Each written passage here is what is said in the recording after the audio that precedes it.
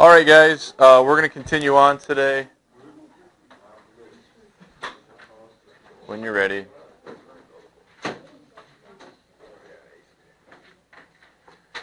Okay, thank you. All right, first thing I want to talk about with you guys today is identifying angles that are congruent. Very similar to identifying segments that were congruent. What did we talk about with congruent segments? How do you know that two segments are congruent? So somebody raise your hand. Remember, tell me your name. Yeah. Zach, and aren't they like the same length? Right. So if you have two segments that are congruent, they have the same length. What do you suppose is going to be what do you suppose is going to be true about two congruent angles? Anybody want to raise their hand and offer a guess? Remember to tell me your name when you do guess. Yeah. So the same angle measurement. So however many degrees the one is, the other one should have the same measurement that way. Okay? So let's jot that down real quick.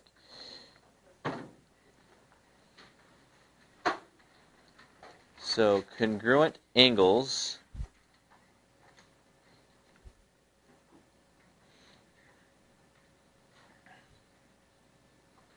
they have the same measure.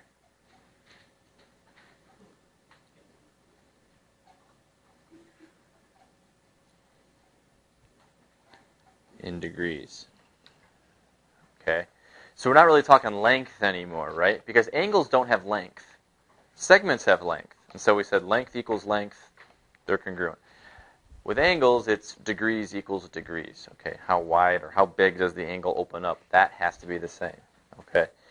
So let's say we got a couple of angles here.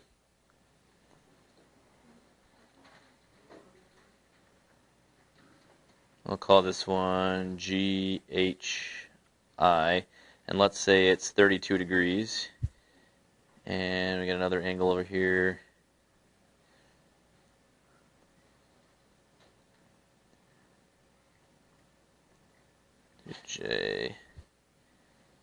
JKL.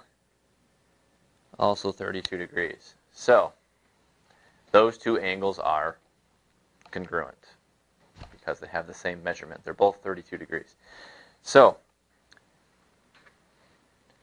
since we know the measure of angle GHI is equal to the measure of angle JKL,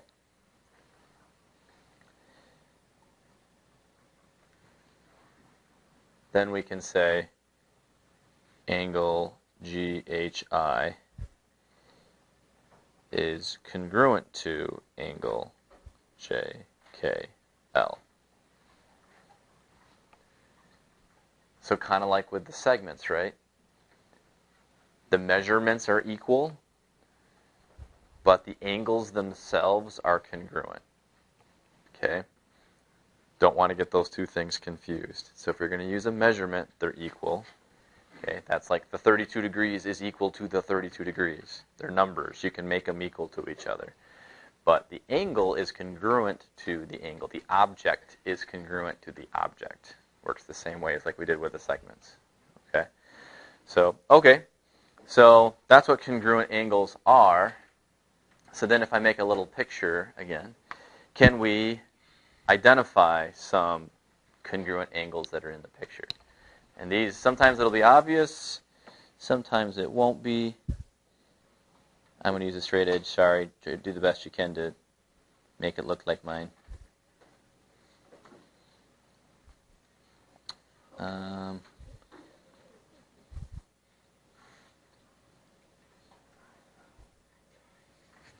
Okay, and there's going to be a little triangle like that on the bottom.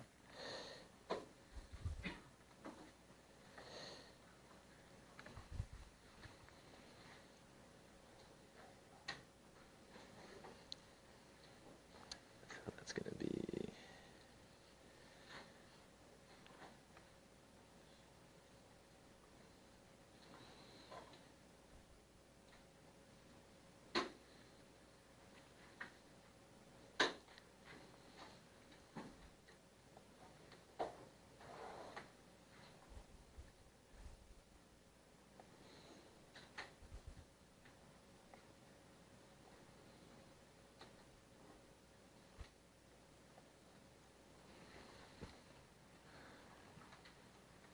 All right, so we're going to see if we can identify in that picture any angles that are congruent, and then we're going to write congruent statements for them, kind of like we did here with these two. Okay, the angle GHI is congruent to angle JKL. All right, so we kind of yesterday a little bit where we looked at the picture and we try and figure out what are some missing angles in there. So to find angles, we really need to start there, right? What are some other measurements that we can add into that picture? Yeah. ACB's got to be 50 degrees. Good. Okay. Thank you, Savannah.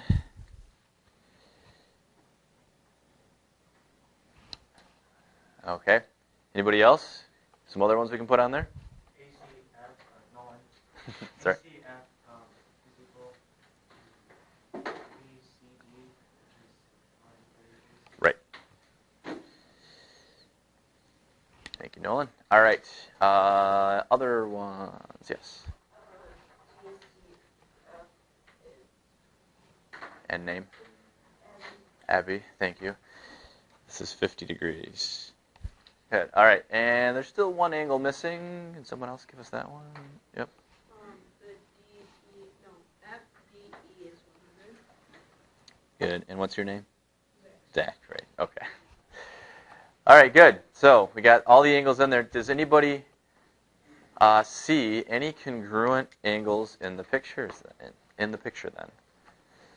So somebody who has not answered anything yet. So no, no, yes. ACB and DCF. Good. And name?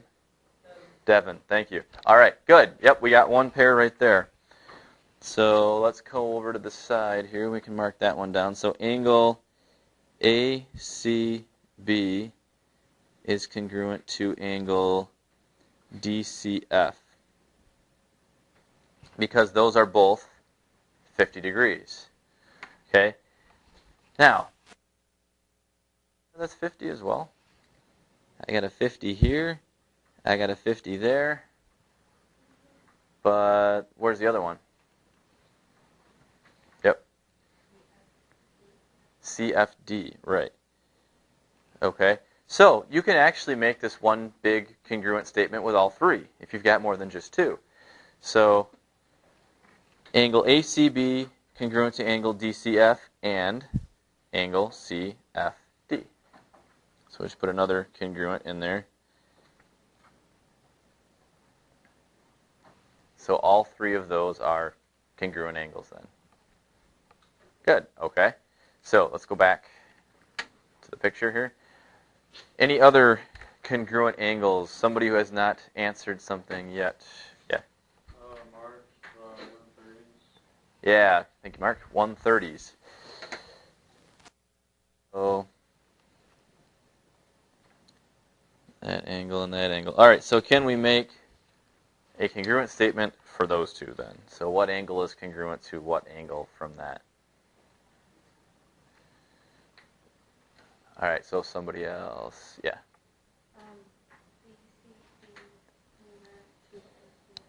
BCD is congruent to angle ACF. Good. Oh, and name? Tiana. Okay. Good. All right, any other congruent angles in there? That should be it, right? Okay, good. So might have to go through and do a little work that way to find some congruent angles, but basically it's just they have the same measurement, and just being able to name them and create a congruent statement is going to be important. Okay, so let's see. The next thing that we need to do after we've done our congruent angles, we're going to talk a little bit about the angle addition postulate.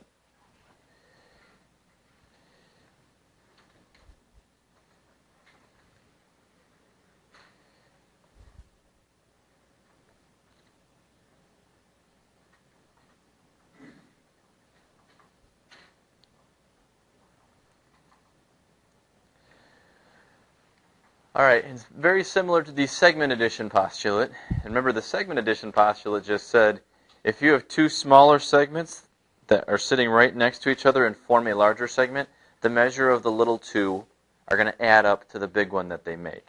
Okay? Well, angles, same thing.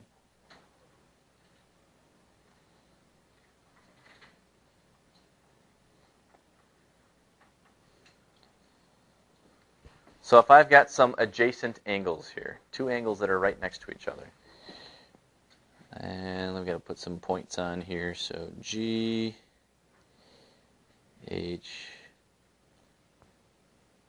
I, J. Okay. So how many angles are in the picture there? It's not two. 3. Okay? This is the trouble a lot of people have with angles is being able to identify some of those hidden angles in pictures, okay? But with a little practice we can get it. So there's the two little angles, GHI and IHJ. But then there's also this larger angle that kind of encompasses the whole thing, right? GHJ. The angle addition postulate says that GHI, the measure of GHI, plus the measure of IHJ equals the measure of the big one, right? GHJ. Okay? So let's jot that down. Measure of angle GHI plus the measure of angle IHJ equals the measure of angle GHJ. It doesn't mean that the little two angles are necessarily congruent. They might be. They might be congruent, but they don't have to be. Okay? We just know that if we add them together, whatever they are, it's going to equal the measurement of the big angle. Okay? And we can work that kind of forwards and backwards depending on what we're given. Okay? So, as an example here, let's keep this same picture. Let's say, okay, assume the measure of angle GHI is 25 degrees. And the measure of angle GHJ is 70 degrees.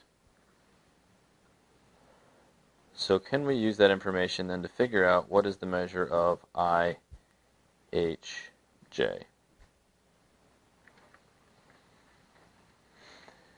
Well, you got to be able to take a look at that information, look back at the picture, and recognize what you have. Okay?